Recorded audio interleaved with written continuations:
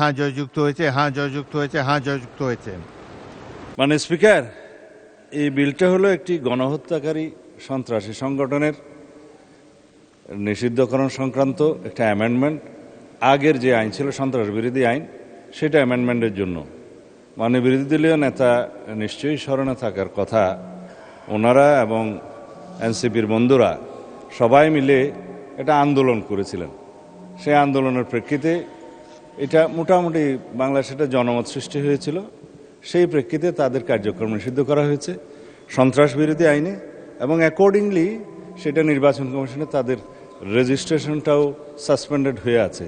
এবং এখানে এই আইনের অনুবলে পরবর্তীতে আর্টিকেল 47 অনুসারে সংবিধানের আইসিটি অ্যাক্টেও পরিবর্তন এনে সংগঠনের বিচারের জন্য সেই আইনটাও সংশোধন করা হয়েছে। এখন আপনারা যদি এর উপরে আলোচনা করতে চান, আমার মনে হয় সংশোধনের সেকেন্ড রিডিং স্টেজে যদি আপনারা সংশোধনী দিতেন, আলোচনা থাকতো, এবং ফার্স্ট রিডিংয়ে উত্থাপনের পরে যদি আপনারা আপত্তি তুলতেন, তাহলে আলোচনা থাকতো। মাননীয় মন্ত্রী, স্টেজে আমি উত্থাপন এই ব্যাপারে তো আমি আমার রুলিং দিয়েছি, আপনি আপনার পাশ করার প্রস্তাব। ধন্যবাদ মাননীয় স্পিকার, আমাকে কথা বলার সুযোগ দেওয়ার জন্য।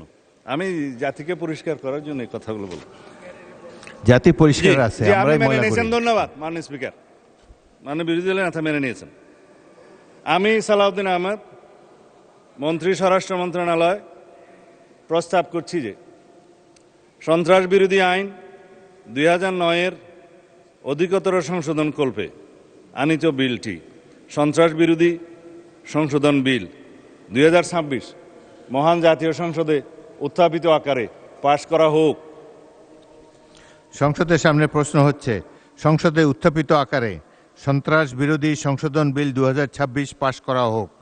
যারা এই প্রস্তাবের পক্ষে আছেন তারা হ্যাঁ বলুন, যারা এই প্রস্তাবের বিপক্ষে আছেন তারা না বলুন।